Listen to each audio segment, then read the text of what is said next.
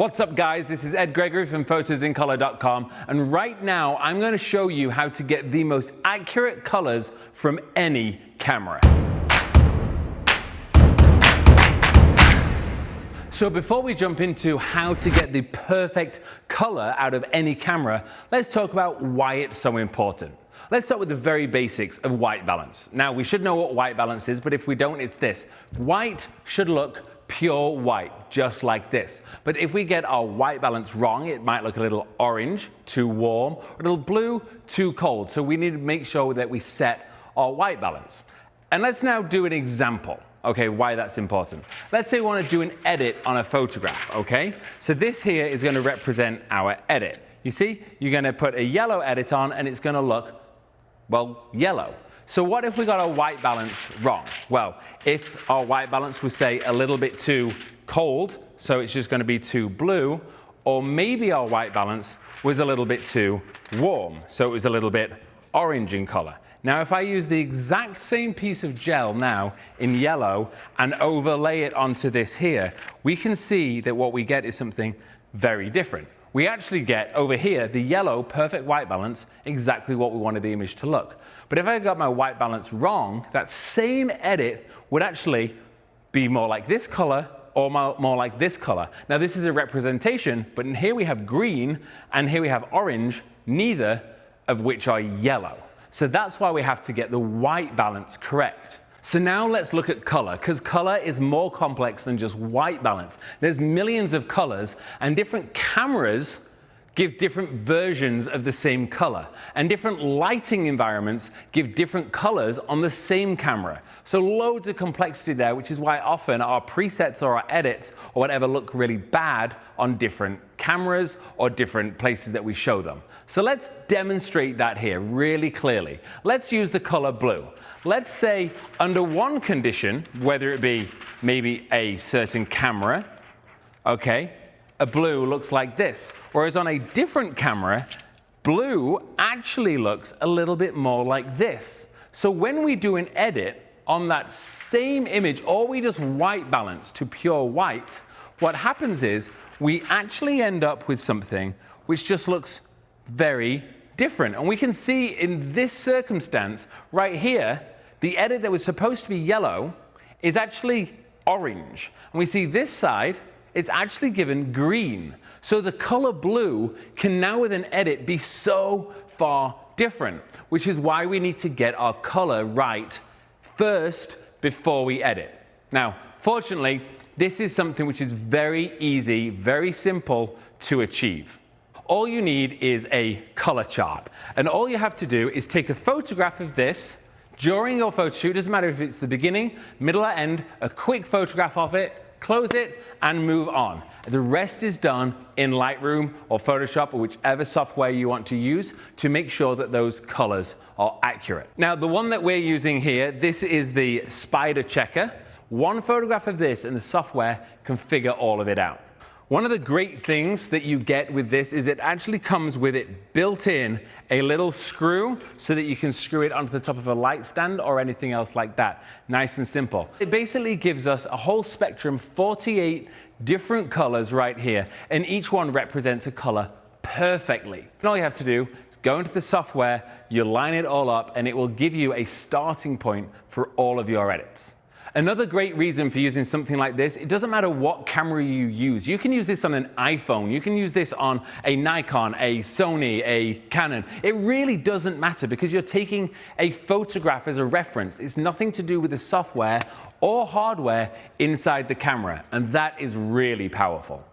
So this is the third and final part of my calibration series. We looked at monitor calibration, lens calibration, and today, color calibration. Now, if you want to win one of the Spyder 5s, this is the monitor calibration, I'm giving this away. This is the elite version, the most expensive version. All you have to do to win this is like this video, comment on the other video that I made of this. Please go and do that because that's how I'm going to select the winner, and the link is in the description. So to show you how this really works, what we're going to do is we're going to take a couple of photographs, throw it on the computer, and I'll show you how it will sort everything out for us. So first of all, let's take one photograph. So here we are inside Lightroom, and these are all of the images here. So we're going to start off with this one, and you can see it's underexposed. So I'm going to lighten that up a little bit. And you can see the photograph, it looks fine. But what we can straight away do is we can actually color white balance to this second one just here. So if I zoom in, I can use the second one just here to actually apply a white balance to make sure the image is perfect. Now the next thing that you want to do is if you want to color grade every single part of the image. So that's all of the colors. Use the 48 colors just here. Very easy to do. The first thing you want to do is crop this down and make sure you fill the frame pretty well with it. It just works better if you do that. So just like this. Now, before you do the next section, what you want to do is just check to make sure this white one up here is around 95, 96. So it's at 98 right now. So I'm going to bring my exposure down just a little tiny bit. So that's 95, that's good. And this bottom one should be around 5. So it's currently at 13. I'm looking at the numbers up here in the histogram. So at 13, which means that those blacks, they got to come down a lot. So now we're here. All we have to do is right-click on the image, and you're going to go Edit in SpyderCHECKER because I've already installed the software. Now at this point, it's actually going to duplicate that one little bit of the image, and it's going to open it up inside SpyderCHECKER software so that we can actually do the color check.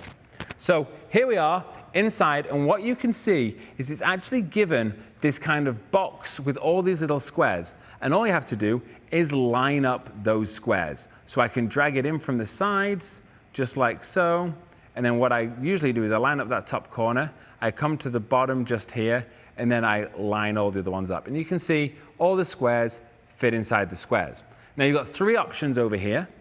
You've got saturation, colorimetric, and portrait. Now saturation will give you higher saturations. Portrait will lead more towards the skin tones, whereas colorimetric will keep it pretty standard. That's where I like to do it. And then you can choose, are you going back to Lightroom, Adobe Camera Raw, or do you use Focus software? We are in Lightroom, so we hit go. Now we're going to call this AA Studio 1, right? So just we know exactly which one that one is. And then what it's going to do is prompt us to restart Lightroom. Now you need to restart Lightroom because every time Lightroom starts, that's when it imports and converts all of your different presets. So here we are, we're back inside Lightroom. Now if we go back to the original image, and I'm just going to reset this, okay, so we're going to go all the way back to the very beginning for this image. And then if I go down the side, just here, and I see Studio 1. Now let's boost my exposure a little bit because it doesn't do exposure.